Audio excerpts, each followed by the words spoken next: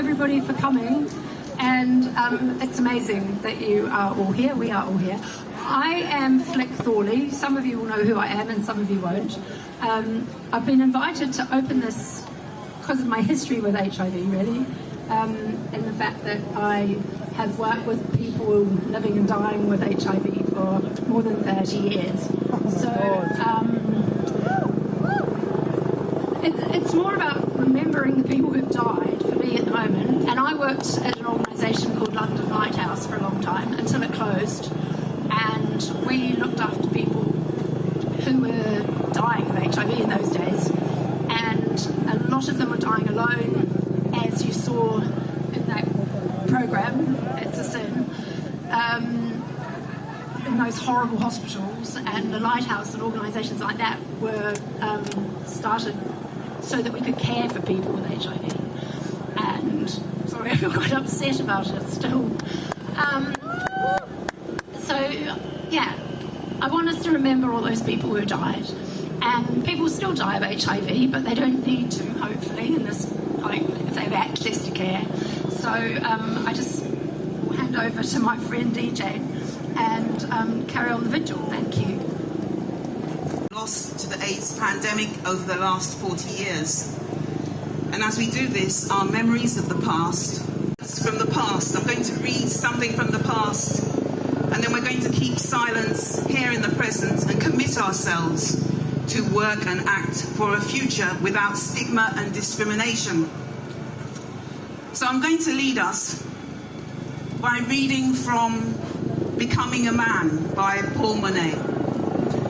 And in this passage, Paul remembers his partner, Roger, and his friends who have passed away. And so I'll read. I only wish my ghosts were happier today after 17 years of real life. Not that the moment of our meeting ever loses its shine, or the knowledge that one will never again have to make do with shadows.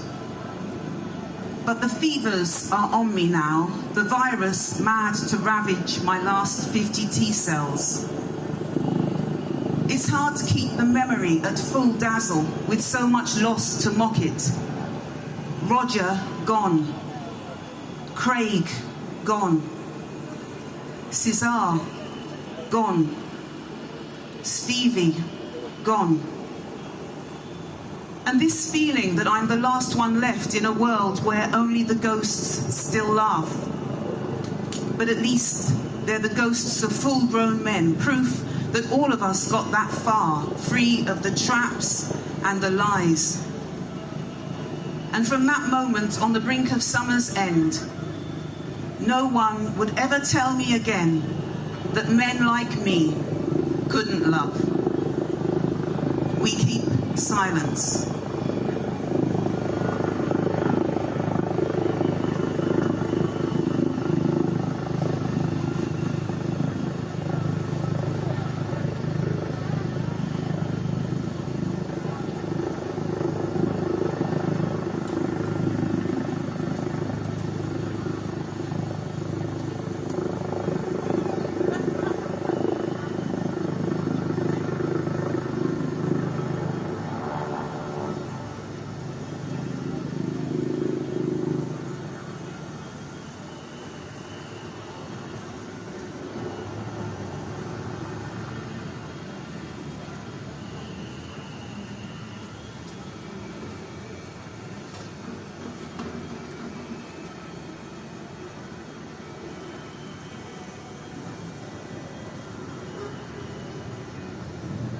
Thank you.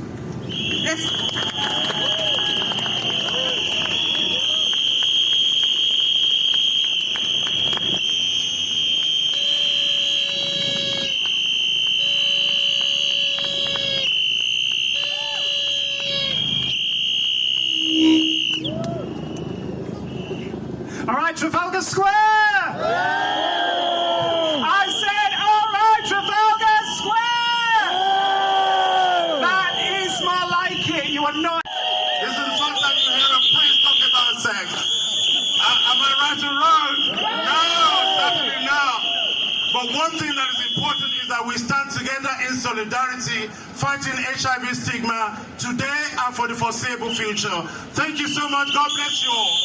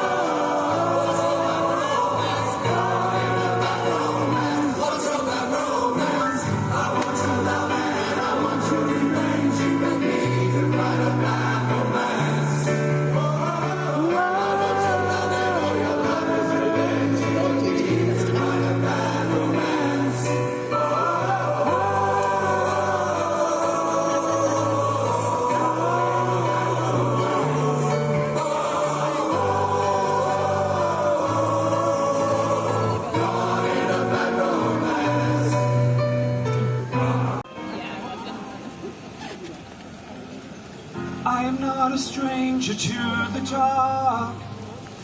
Hide away, they say, 'cause we don't want your broken parts. I've learned to be ashamed of all my scars. Run away, they say, no one will love you as you are. But I won't let them break me down to dust. I know that there's a place for us, for we are glorious.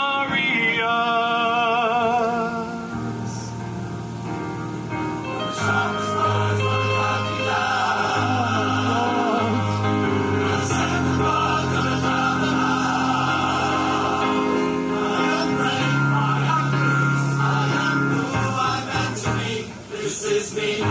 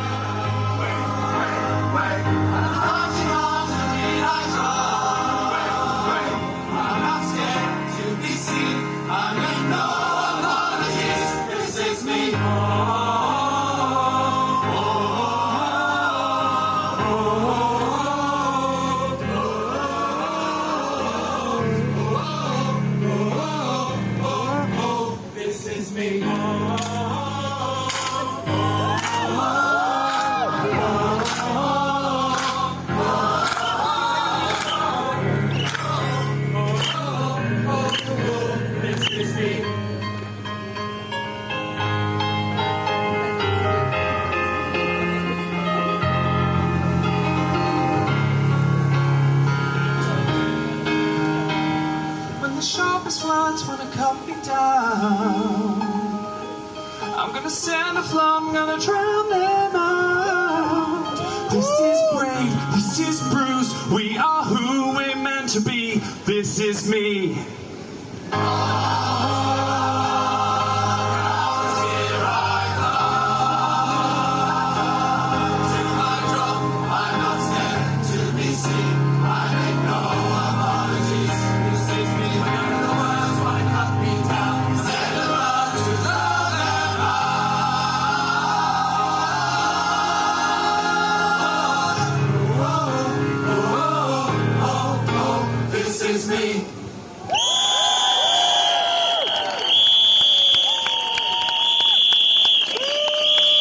I'm going to bring the mood down slightly because I'm just not one for big sort of emotions. I had to write down my statement so I didn't go over 3 minutes and bore you. When I was first diagnosed with HIV, just coming on 4 years now, my first thoughts to myself were, oh gosh, I'm damaged. My society would never accept me. My community would never accept me. And I felt immense shame. But what's happened from then is, all of these 4 years, my experience has been the absolute opposite. Well, almost completely opposite. Unfortunately, there's been times when I've met people or I've been in situations where I've been made to feel that exact feeling of shame. And that's the sad reality that some of us living with HIV sometimes still face. The advancements in HIV medicine and the science around HIV means the world is moving on from the early days when HIV was first discovered. But the question is, are we really moving forward? That question will be answered in so many different ways based on who you ask. You know, based on the color of their skin, where they are from, what social class they belong to, their sexual or gender identities. And that's a very sad reality. So I'm here to tell you today that the way to truly move forward is to collectively tackle HIV stigma, and to do it not just for one pocket of society, but for everyone, everywhere. And to make sure that no one living with HIV or affected by HIV feels like they are alone or that they cannot live well with the condition.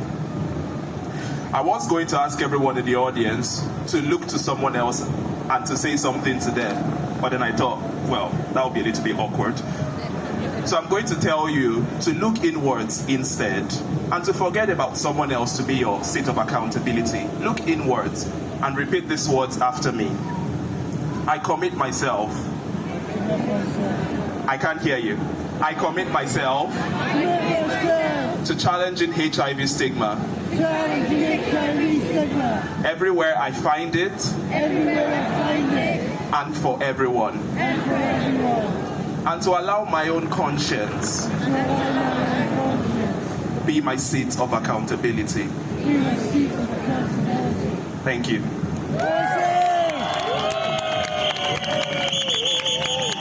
Not a sing! Not a sing!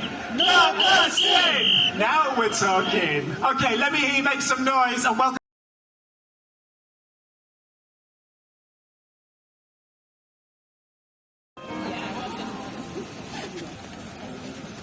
I am not a stranger to the dark.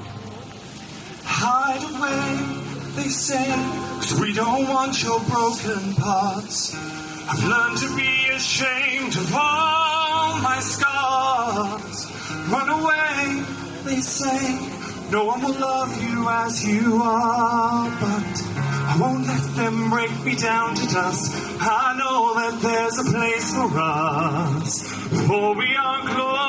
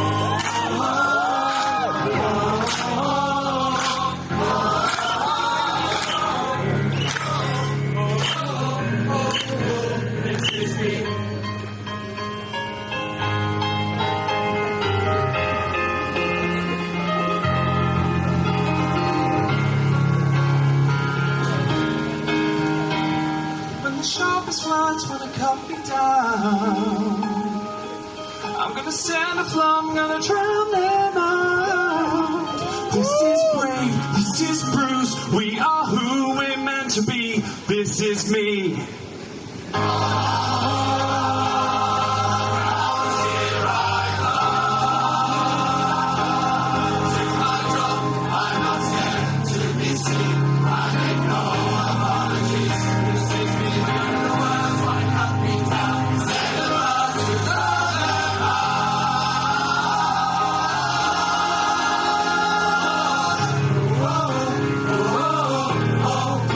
This is me.